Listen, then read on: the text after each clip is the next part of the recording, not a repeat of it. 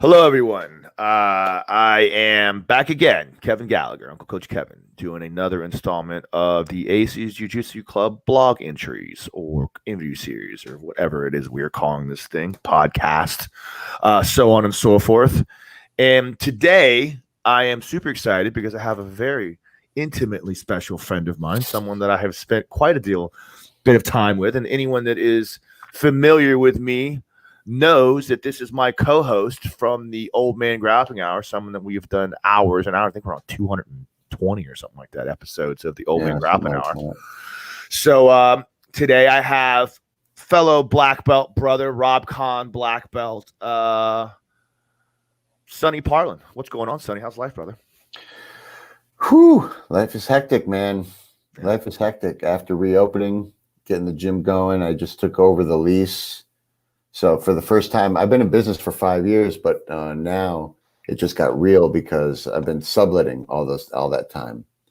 And after COVID hit, the guy that I was subletting from kind of decided he didn't want to really continue on. So I bought the business from him, and now I've taken over the lease and have employees and I have bills, and it's very real now. Right. Now you have obligations and responsibilities. It's a whole another world, a whole other ball of wax. Yeah, and it's literally changed the way I think about everything. Excuse me. Go ahead, man. Going on like Facebook and like writing certain posts, it's like, ooh, should I really write that? Because right. a future client might see that. That's right. That's right. You have to start thinking about things. Like when your overhead is like, $2,000 a month, you don't give a shit. Right.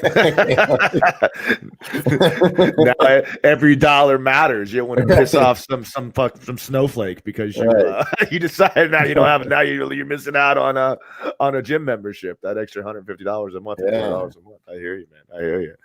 Well, D, let's just get into you. This is going to be fun for me. It should be fun for you because for those of you that are familiar with the Old Man Grappling Hour, I actually get to let Sonny Parlin speak today because most of the time it's just me running my mouth. So now it's going to be Sonny Parlin's night. Boo, it's your birthday. Let's get to this thing, man. It's my birthday. So tell me a little bit about why you started training jiu-jitsu, how you got involved in the sport, and the things it's done for you, and so on and so forth. Let's hear the Sonny Parlin BJJ story. Well, I guess it really didn't start with jiu-jitsu. It started with karate when I was young. I was like 19, 20 or something. And I got into Kyokushin karate, which is a pretty hard style form of karate. I mean, it's still karate and it's still, karate is karate. Yeah. But as far as karate goes, it's pretty tough karate, I mean, they still don't have proper striking. They don't teach you, like how to, they have you punching in the chest all the time. Right. But you can kick to the head, and so you have to really defend yourself from that because you can take some serious kicks to the head. These spinning wheel kicks to the head, and Kyokushin guys have this like crazy knockout kick that they do where they literally flip themselves through the air, and when their foot comes chopping down like an axe, like right on your nose. And it's a lot of force. Yeah. And, I never did stuff like that, but I was like, man, some of those black belts are really crazy. So I got into that. And then my girlfriend, who is now my wife, decided that she didn't decide. I mean, she had to go to school. She was going to Boston University. And I was like, well, I can either hang around here and lose my girlfriend, or I can follow her to Boston. Figure out how to live there. So you had to sacrifice karate for the greater good. And look at you now. You guys have been married. What, you just had your 25th anniversary? 22nd. God, that's crazy. Yeah. I first of all, I was baffled by that idea. It just makes me feel old. The idea that I think of someone like yourself being married for 20 years. And man, then when I saw pictures of a young, sprightly Sonny Parlin and Kara, I was like, man, this is some hot. Look at those hotties. Yeah, a hot couple, man. Sonny was young and vibrant at one point. I couldn't put anything together, but yeah, I was. At least I had my youth. Even my mother actually wanted me to make sure and point out to the fact, man, Sonny was a good looking man. So Kara, watch your back. You might have a little competition here. Yeah, it's funny. No, she has nothing to worry about. But yeah, so the hell were we talking about? Yeah, we were talking about jiu-jitsu, where you went from karate. So Kara went to school. So that was my introduction into martial arts in general. And I even though I didn't, like, I got off of doing martial arts for such a long time, 10, 11 years, 12 years, whatever it was, I ended up getting fat, but I never didn't feel like a martial artist after doing karate.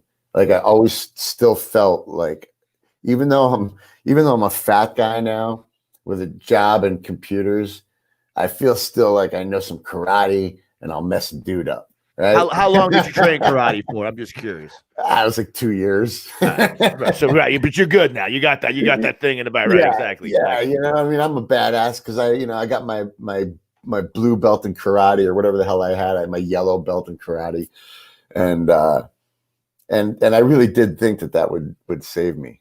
I legitimately thought I was a badass because of that.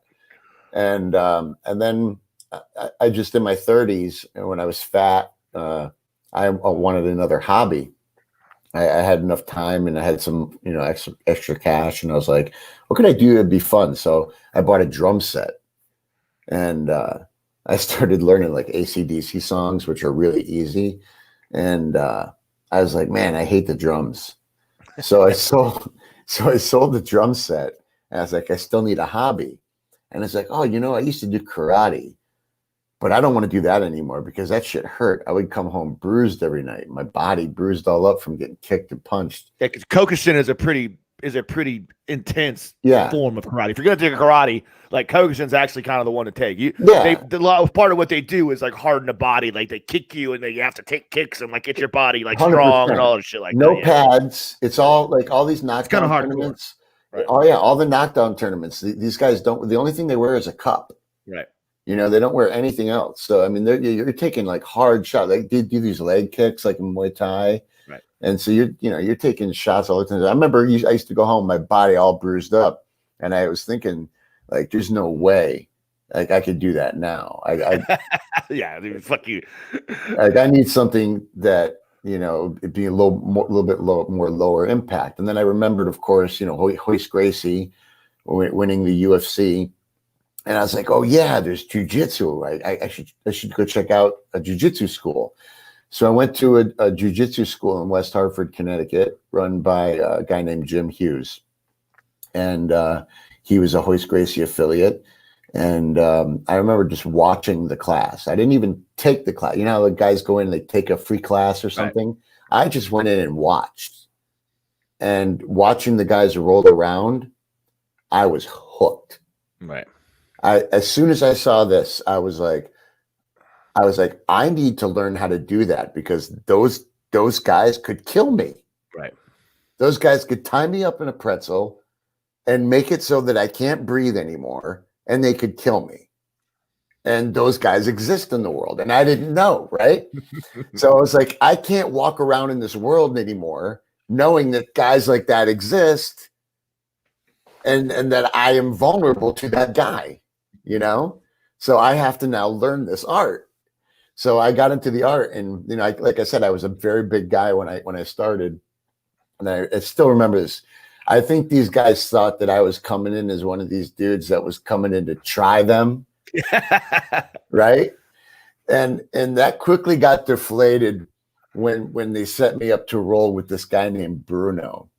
Now, as you can imagine, with a name like Bruno, he's not a small man. No. Bruno made me at 280 pounds. Bruno made me look like a little person. Wow. You were a big guy too. I mean, and you even at like 280, you're solid 6'2", like you're 6'4". You're a big guy. You're a big, like, imposing dude. Yeah. Well, actually, I just found out that I shrank a little bit. So. We talked about this before. Yeah. So I don't want to talk about that. It just makes me depressed. But yeah, so they put me with Bruno, and Bruno just lays down on the ground and lets me mount him. And he says, okay, go. And I literally looked at Bruno. I remember this like it was yesterday. I said, go where? Where are we going, man? Like, I just got here. What do you mean by go? Like, where should I go? And he's like, start. And I'm like, okay. I'm sorry. I literally have no idea what you want me to do right now. And that was the day that they realized, like, I'm not that guy. I'm not here to try to fucking, best anybody or test jujitsu or anything like that. I was there to learn.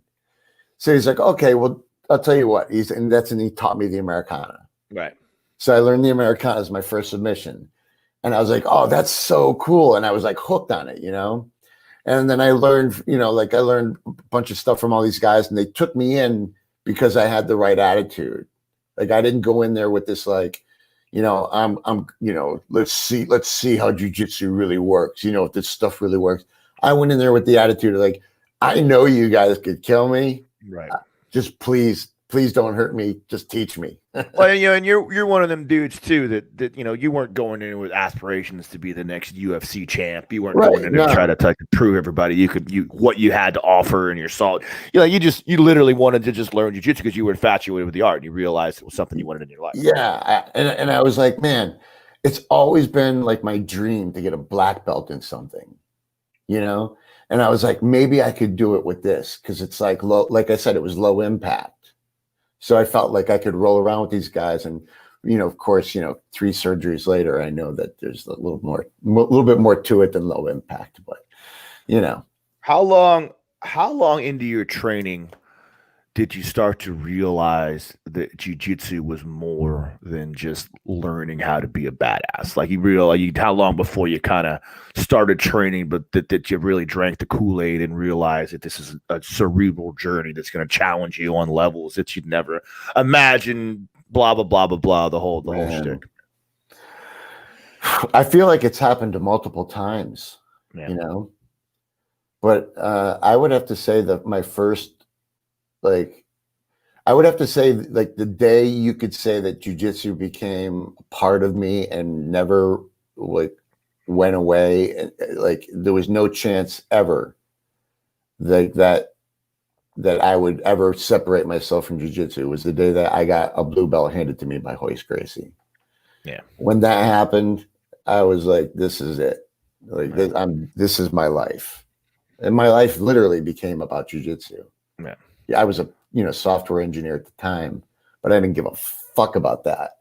I was like, fuck software engineering, Like, right. I need to do this shit, and that's what it became about for me for the next, however many years. And then, you actually famously uprooted your life to move down to Florida, Tampa, Florida, to come train with Rob Kahn. Tell us about how you met Rob and all that stuff, how it broke down. Yeah, so that's a very funny story. That's what we're here for, baby. Bring us that content, man. Make it good. Yeah. So my first instructor, as I mentioned earlier on, if you want to get his name, I'm not going to mention it again, but he was a Hoist Gracie black belt, and I don't know what happened with the guy, but he started kind of like pushing people away, and I stuck around for a long time.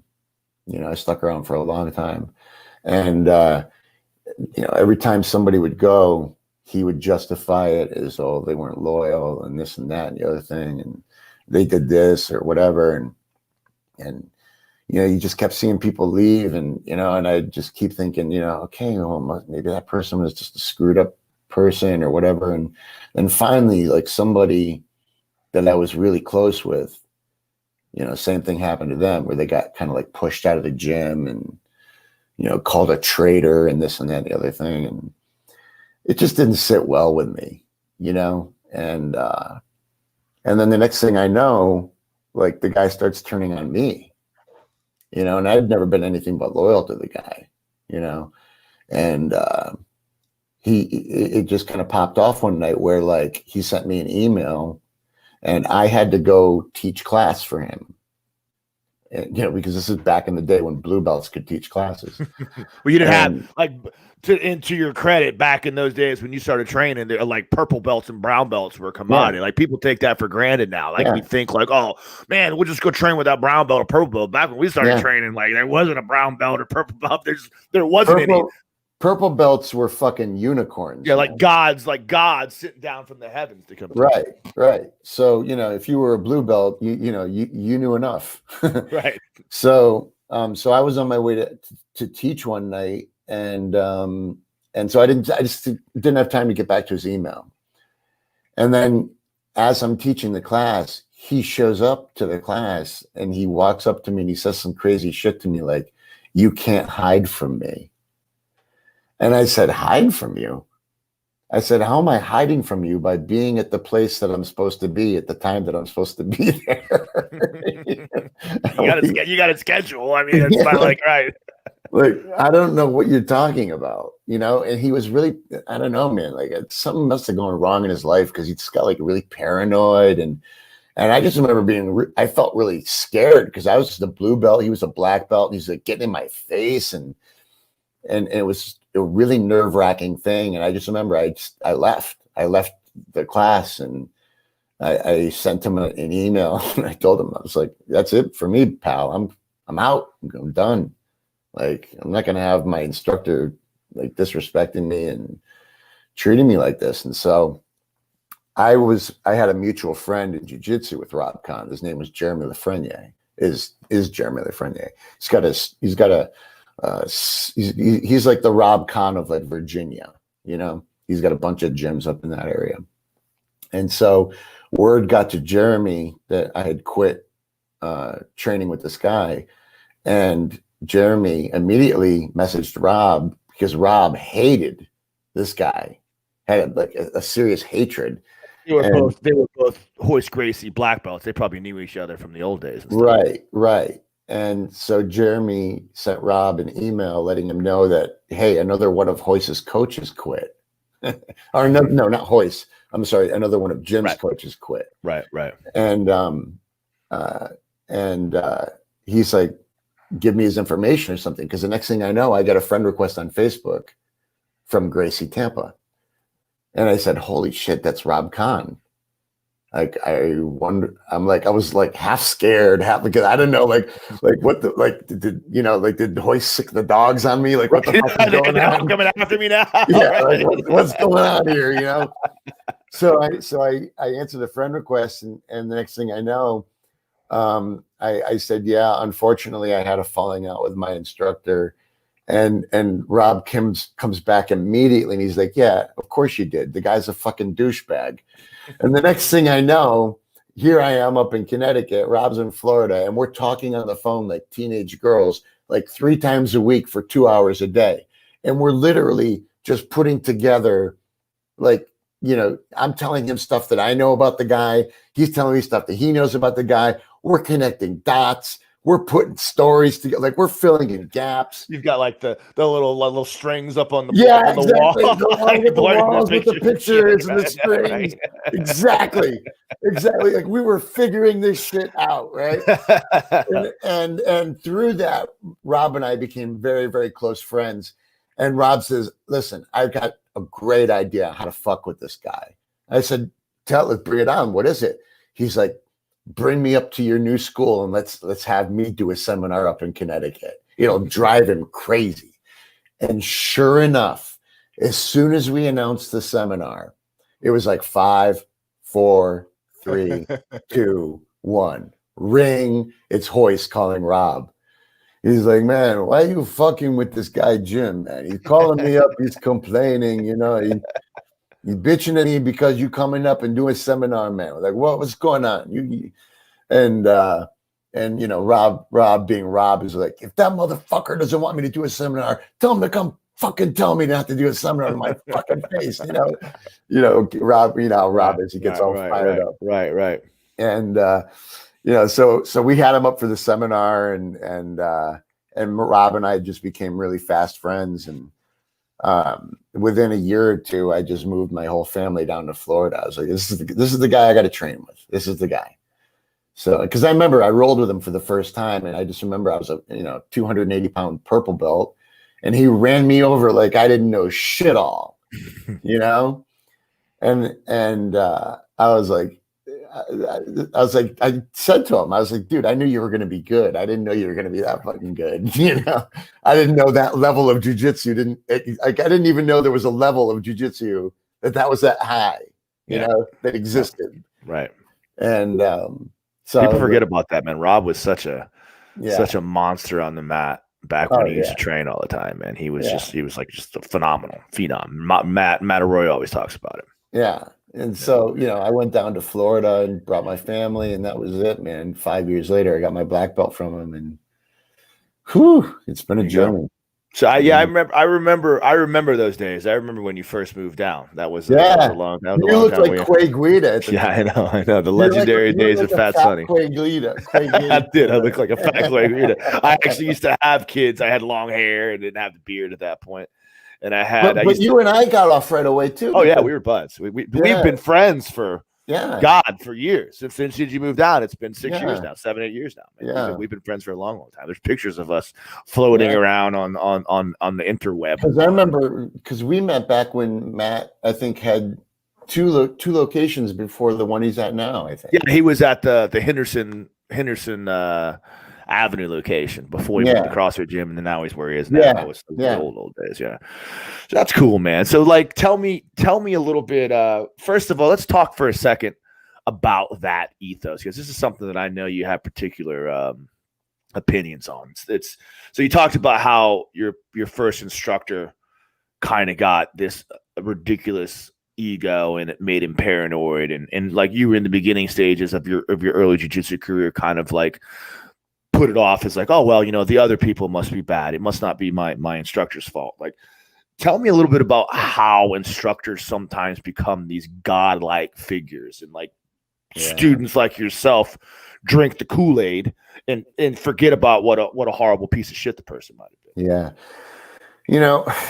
It's one of the reasons why one of the first things I do when I meet new students is I disarm myself. I crack self-deprecating humorous jokes, because I want them to understand that I'm not levitating above them. Right. I think that's a very dangerous thing. Unfortunately, I've seen people get taken advantage of in major ways by black belts just because they were black belts. It's like, guys getting their fucking driveway repaved in exchange for a couple of private lessons. It's like, what? Right. Like, how's that fair? Right. And really, I look at myself as a mechanic. I have a skill, that other people want to learn. So I provide a service to them, and they pay me for that service. So they're my boss. I'm not their boss, So I'm not a big fan of being called funny names. Like, most of my students call me coach, and I'm cool with that. Right. I'm pretty cool with that. But I'm not really a big fan of like, people. Like, I've had guys from other gyms come in, of course, join the gym, and they bow before they get on the mat, and they, if that's what they want to do, that's cool. I'm not going to tell them, no, don't do that. But when they bow to me, I absolutely tell them, sir, please, we live in America. Let's shake hands, So I cut that out. I just won't have another person bowing to me. The only time I've ever felt the need to bow to someone is after going through battle with them, whether it be on the mat, getting tapped out by a good guy, or me tapping out a good guy, whatever it be. And I just, feel that overwhelming, feeling of respect. Hey, great roll. They'll extend their hand, and I'll put my forehead to their hand. Something like that, as just a show of like, hey, that was an amazing roll we just had, and that you have all my respect. But as bowing as a everyday thing. Every time you see me, you have to bow to me, like it's like we're in the military or something. I'm not into that. it's hard, man, because I see it too. Like I have students of mine that train under me that like literally look at me like I'm some kind of deity. And I do my best, just like yourself, to kind of like, hey, bro, like, believe me, dude, you don't want to be like me. Like, you could do what's better for yourself, I appreciate you. Like, I happen to be very good at something that you don't quite understand yet. Therefore, you think I am some kind of a god, but I have been in your shoes before, staring off into the nothingness at my instructor and thinking that they have this kind of like special superhuman power. And, when you get to be about midway through your brown belt, you kind of start to see the man behind the curtain, and you realize, oh, this is just jiu-jitsu. Like, we're cool and no big deal. Like, you know a few things, I know a few things, and I want to learn from you, but it's not like it's that magical appearance. I'll be the first. I'll be the first. It's like, it's crazy. It's like people will go to their jiu-jitsu coaches and ask them for all kinds of advice, and I'll be the first to tell you, like, if you need financial advice, you do not want to come to me. Right? I want to ask you questions. I want your advice. I want to know what you know. Right. You're smart enough to know that you need to ask questions. Like, I'm not even that smart. Right. Exactly. So it's like, people. I remember one time at a tournament. This is a true story. One of my students, Werther, dislocated a kid's shoulder. And I just felt so bad for this kid. I had no idea what to do. I saw the kid holding his arm. I just went over to him and I just kind of like put his arm in my hands because I felt like I needed to help him hold his arm up, And I didn't know this kid from Adam, but he looks at me and he goes, Sonny. And I was like shocked that he knew my name. And I'm like, yeah. And he goes, can you fix my arm? And I'm like, he's like, can you pop it back in place?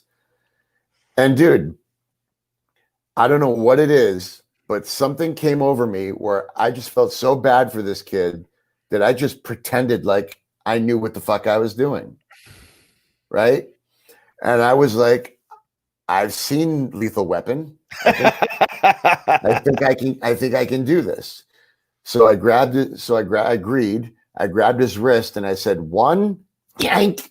And his arm popped back into place.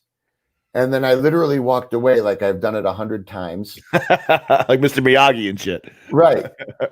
And to this day, it's never happened before or since that I've had to pop somebody's dislocated shoulder back into their socket or whatever. And I'll tell you what, I felt like a hero. I felt like I was levitating above the rest of us. But the truth is, I didn't know what the fuck I was doing.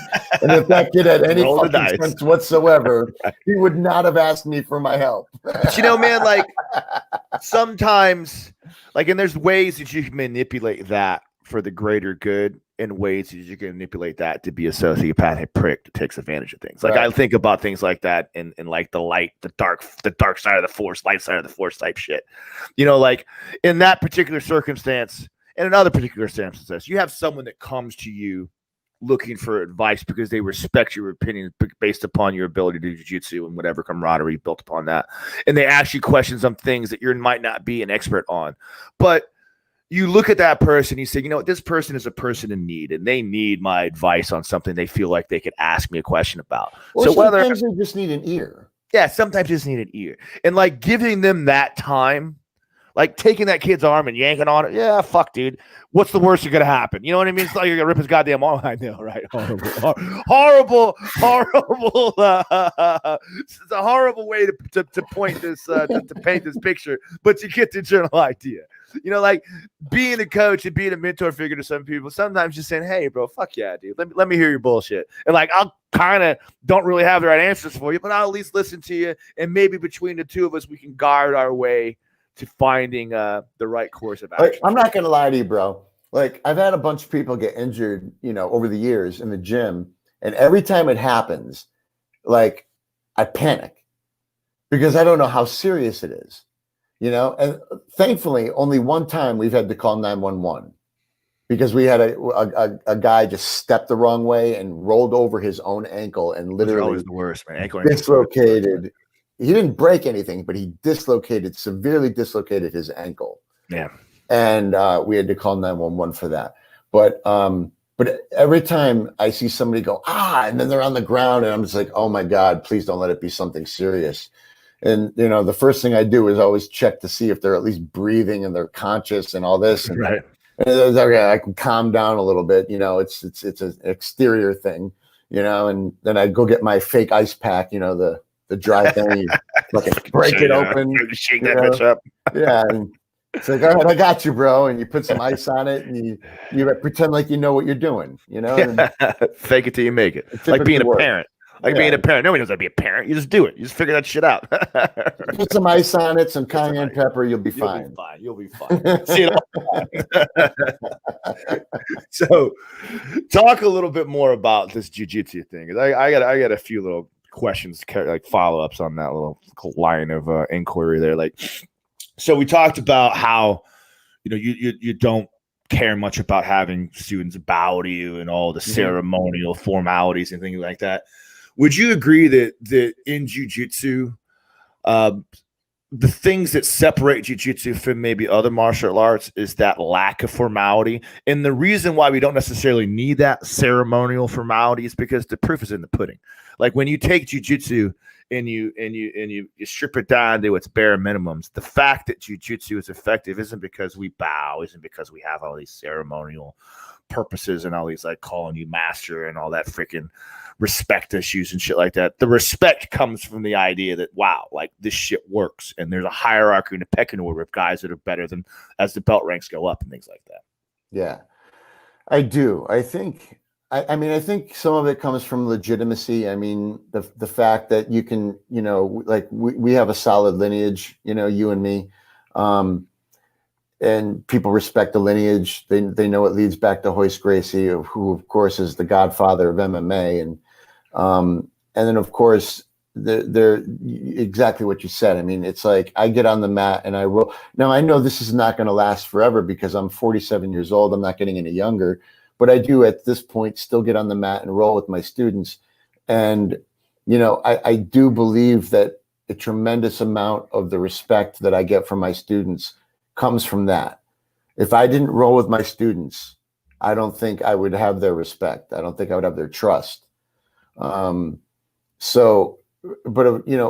there is that dilemma because there is going to come a day, it's going to come for all of us, where we're just not going to be able to get on the mat and be the beasts that we want to be. I mean, I'm already at the point where I don't feel like I have, what I had just a couple of years ago in terms of the physicality and athleticism. You know what I mean? Like I can feel like in order for me to catch good guys now, I have to be severely tricky or just not make mistakes at all or be extremely effective with my pressure. But I can't, like, it's like to be able to go against a young kid like Kyle, for instance, and try to match his pace. He's a D2 athlete, collegiate athlete, and he's only gotten better since then. It's like I can't match a pace like that at 47 years old, so I have to be trickier. Right. And so, I just feel like, the respect that's gained comes from the fact that I'm in there doing this with them, and they see me working hard. And so when I tell them to work hard, they respect it because they know I work hard. And I just think that's where it comes from, and I'll have to figure it out maybe in 10, 15 years when I can't get down like I do now, how to keep that going. But I think hopefully by then I will have built up enough of an army that it will be just kind of, like it is for some of the older guys now, where they just know it's like this guy has earned his wings or whatever, So yeah, man, it's a testament to time, and I think I say this all the time. Like since I've got my black belt, like, and you go up those ranks and you get your ranks and your black belt and you keep going and things like that. Like it's amazing how much more knowledge. Like sometimes people think when you get your black belt, sweet, like jiu-jitsu's, I got this thing now. You know what I mean? Like I don't gotta wear. I'm there. I'm done. I've reached the top of the pyramid. Like game over. Here we go. But like when you get your black belt, like the black belt that I am now versus the black that I was 2-3 years ago. It's amazing how much more knowledge I have as a black belt and how much more efficient my 100%. game has become. Like, I feel like sometimes, again, granted, as you go up the tracks, you got to work a little bit harder. But sometimes I feel like I can take a little nap even against high level guys because I'm so efficient in my movements. I definitely feel, and again, of course, we all say this all the time, but you're only competing with yourself. But I definitely feel like the Sonny of today could beat the shit out of the Sonny that first, the day he got his black belt. Yeah. And that's a testament to the fact that I'm still training and I'm still trying to understand the game better and improve my knowledge and work with my high level guys and make my strategies work. And I'm still in the game, and I'm still trying to make myself better. So I feel like right now I'm still moving in the right direction because I can beat up my former self. Do you ever worry? It's not always going to be the case. I know that. Do you ever worry that the day you can't train anymore, like your knowledge of jiu-jitsu kind of slips away? I think about that a lot. Like if there's ever a day when I can't train anymore, am I going to quit learning, or can we learn at different levels? You know what I mean? Look at John Danaher. Yeah. I mean, he's kind of like Stephen Hawking in that way, where like, you take you look at the brilliance of Stephen Hawking, right? Things that he figured out, and you have to wonder if he wasn't in that chair, forced to just think all the time, would he be as brilliant? Right. Would he have come up with Hawking radiation? Would he have come through with these breakthrough ideas about black holes if he was out playing rugby or whatever, whatever the fuck they play in England? Whatever they do, that's fucking cricket. Fucking cricket, whatever, Quidditch.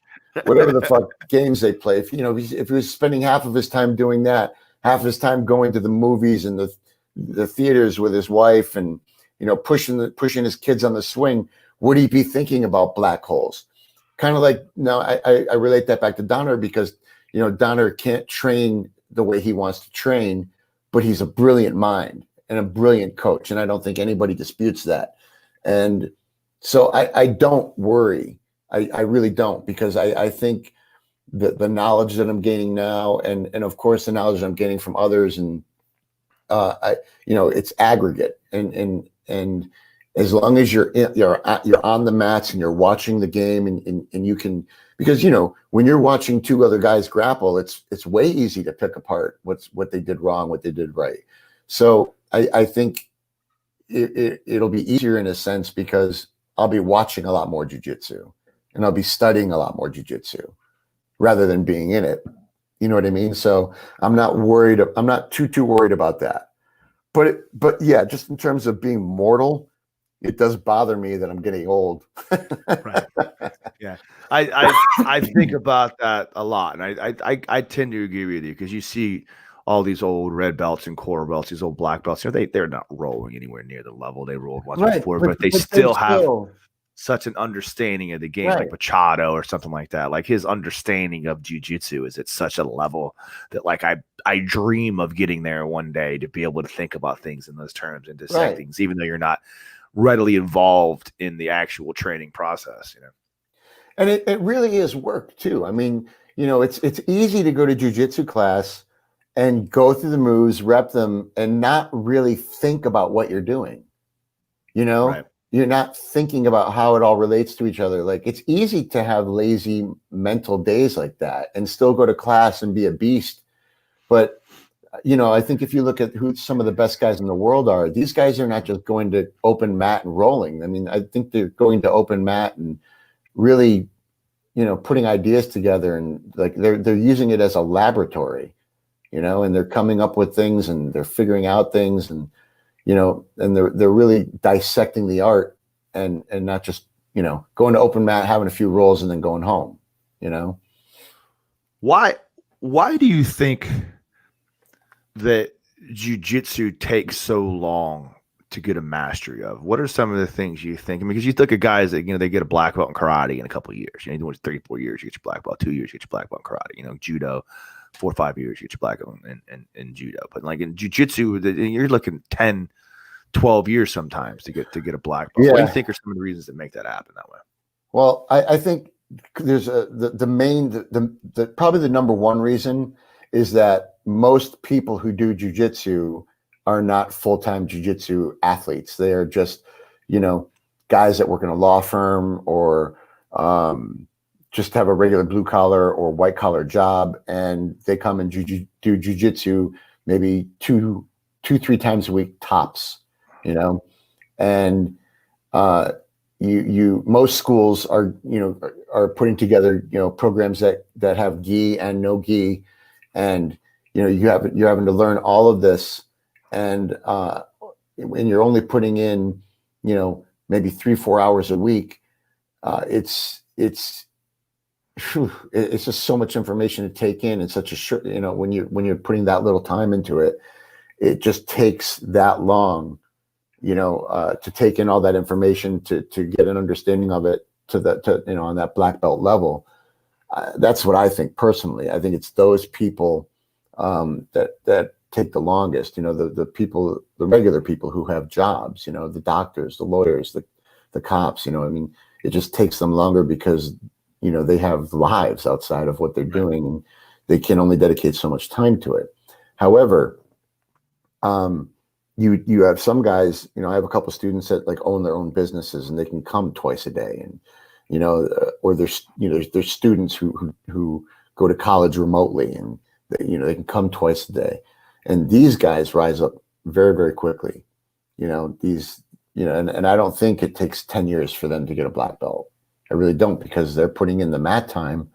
They're putting in double the mat time that some of these other guys are doing that have been training, for the same number of years.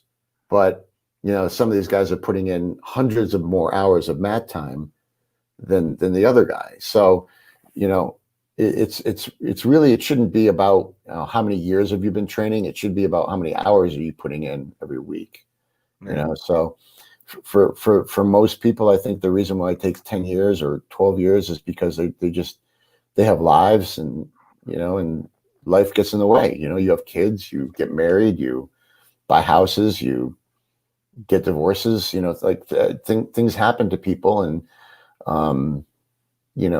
jiu-jitsu can't always be a priority for everybody. So yeah, I'm always amazed when I see like guys that are like, quote unquote prodigies that are able to pick up the complicated, intricate philosophies and strategies and techniques that jiu-jitsu incorporates. Because that's the hard part. Like, we can sit around and I could teach you fucking how to do deep half guard. You know what I'm talking? I can show you how to get deep half guard sweeps and leg locks and all the shit that comes off of that. And like, we can learn that class. And at the end of the class, I can say, hey, show me that knee bar that I showed earlier. Show me that single leg sweep, or show me that roll through sweep that I showed earlier. And you'll be able to perform them, and say, hey, check this out. Like the real problem now is being able to do that when the guy you're doing the technique on doesn't want you to do it and knows what you're going to do and is trying to stop you from doing that. Yeah. And that process is so demoralizing and so brutally difficult and so hard for guys to figure out, and they quit and they think this shit doesn't work, or then you go back to it again and you realize, oh, it really does work. I just have to do this instead of this, and I have to time it here, and I have to make him do this first. Yeah. Like I think it's very important for people to remember that you're not competing against other people. You're only competing against yourself. And jiu-jitsu is it's a lifelong lesson of getting humbled. You're never ever going to stop getting humbled in jiu-jitsu. It just doesn't stop. And so like, if you're looking for that to go away, you might as well quit, because you're in the wrong sport. Yeah. Because I don't care how good you are, what belt level you have, there's always going to be somebody that can put you in your place. Always. So just deal with it. There it is. That really is, man. In a nutshell, like I say it all the time, man. Like jiu-jitsu is one of those things, man. It's gonna give you what you're missing. If you're like an arrogant type freaking macho person that feels like everything's easy, and like jiu-jitsu is gonna humble your ass. If you're a meek person that doesn't really like to take chances, and like jiu-jitsu is gonna give you confidence and make you go out there because you're gonna realize you're gonna need it, and it's gonna make you do that if you're gonna continue to cross over and build upon up and down the belt ranks. But going back to what you were saying, there are other people though. I've seen, like for instance, Joe Bays is a great example. Here's a guy, he's a coal miner, right? But yet he managed to become an extremely high level black belt who competes on a very high level. And yet he's a coal miner. Yeah, right. Hard, my working man. Yeah, he's out there digging coal. Like, dude, that's not an easy job. No. Like we have easy jobs Right. Yeah, for the most part. I mean, yeah. Like I can't imagine being a coal miner and then going home and wanting to do anything. I'd be exhausted from fucking mining coal all day. I remember we talked to Joe one time about like his schedule one day, and it was ridiculous. Like he worked nights for years, and he used to go out, like he would work nights.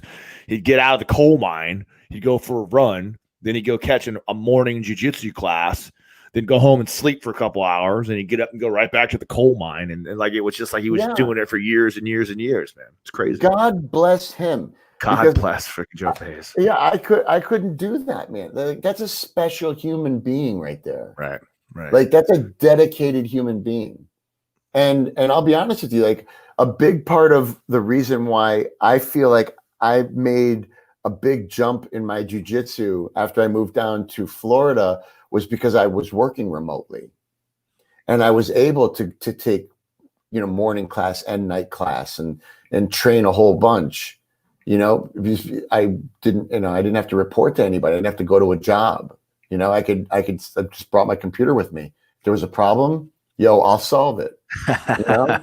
And then I could go back to training. So I had the fortunate, position of having a job where like I didn't have to be. I was just had to be. I was just getting paid to be on call, and so I could do whatever I wanted with my day. And I just spent all my time training, and that's I think how I made a significant jump in the the 5-6 years that I came down here. Because when I came down, I was getting tapped out I was a purple belt, a big one, getting tapped out by blue belts, so I knew I had some catching up to do. Talk to me a little bit about being a gym owner and watching that process and other people and some of the things that you enjoy of that, because I know you're very passionate about opening a jiu-jitsu school. Yeah, I love it. It's the best job in the world. Man, I just gave out a blue belt last night that I feel so good about. This girl, Krista, she's a police officer. And, she had some jiu-jitsu when she was younger. And she's a stand-up fighter. She's done Muay Thai. And, dude, she must have a really good memory because she came in and was like, it was unbelievable. It was like, you're new? Like, what did you do? Like, you must have trained before because you're not new. Like, she had so much aggression and just had that like athleticism and that the thing that you don't see from people when they come in the door, that natural ability to strike and come after you. Like, right. You know how you have to develop that in people? She had it. Right. And I promoted her last night. I watched her roll with some very, very seasoned female blue belts, and she was tapping them out. And I was like, okay, she's taking away all the reasons, like I have to give her a blue belt. And she's a police officer, and it's just so cool to be able to see people, to help them grow and see them get better. And I'll tell you, it's a bittersweet thing, but the higher level students, when they start beating me up, I feel so prideful, but it sucks. It sucks so bad. Yeah. It's like I got a 27-year-old purple belt who can kick my ass, but I taught him. Yeah, right. You know what I mean? So it's like you have to weigh which. It's like, well, I feel bad that he beat me today, but oh well, I taught him that. Kodo Sander always either said it a couple of times. Teaching jiu-jitsu is like training snakes to bite you. Yeah. It's like, you love the process. Then all of a sudden you realize, well, shit, now I got to deal with this guy. Now I got to roll with this guy every day, and I got to have him make him kick my ass every day and things like that. But then it makes me better, you know? Yeah, exactly. So I teach them, they learn all my tricks, and then I got to figure out new ones and, just change up my timing, figure out creative ways of changing up my timing during a match. And so it becomes a fun chess match and stuff like that. But yeah, I'm not getting any younger. No, none of us are, brother, man. Every day I get up, I feel a little bit sore. I'm like, what the hell? It's like, I don't even know what I did. Why does my shoulder hurt? Why am I in pain right now? It just doesn't make any sense to me. But I think my favorite thing about being a gym owner is teaching police and just teaching the public and getting them ready for a fight, just knowing in my heart that if someone were to attack them, they could defend themselves. And it's because of what I taught them. Yeah. And what I find a lot too, I didn't mean to interrupt you. I spent the whole, I didn't interrupt you yet. So I got to No, it's fine. You definitely have a mulligan. Right. Because I get a mulligan, right? What I find a lot is that the empowering nature of being able to defend yourself is also enough to help you to get out of trouble. You know what I mean? It's the idea of saying, like, I don't care what you have to say to me. I don't want to fight you because, like, I know I'm going to murder you. So it's not even worth the idea of getting into an altercation with you. You kind of have that mental clarity and opportunities when before you might have slipped into trying to protect yourself or fight through things because you're concerned for your own well-being. I see that a lot, and I feel that a lot with myself in general. Yeah. Yeah, man. I have been in one fight in 13 years, and it was stupid.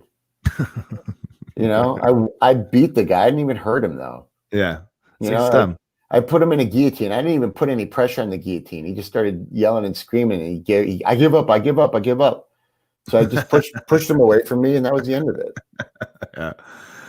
I mean, it's just it's ridiculous how easy it is for people if they don't train. It is like having a superpower. It's literally like fucking. It's not even worth it anymore. If you look at people, I don't bother. I don't get beefs with people. Well, dude, man, I think we got enough, man. I think it's awesome. By the way, you're fucking awesome. I love you. I love you too. Yeah, man. You fucking you're fucking. You got a lot of insights. I knew that already, but it's cool to have you in there running your mouth and talk about the thing that you love, man. I know you're passionate about jiu-jitsu because I've known you for years, and I spent quite a few hours of my life having conversations with you. Probably about 220, I think it is. Right? Hey, listen, man. I talk a lot of shit, but in the end, I'm a harmless. Yeah. I know. I'm a harmless teddy bear. And I love you, man. Anything you want to plug at the end? You want to talk about your gym? You want to throw a little no judges needed OMGH out there just so we get Troy to smile when he watches this? Yeah, why not? No Judges Needed is the sponsor of our other podcast. Like I'm part of this of the Old Man Grappling Hour, and nojudgesneeded.com. If you're a wearer of rash guards and fight shorts and spats and you do jiu-jitsu, then I know you are. You should go there and buy your stuff. And if you use the promo code OMGH, you'll get 25% off your order.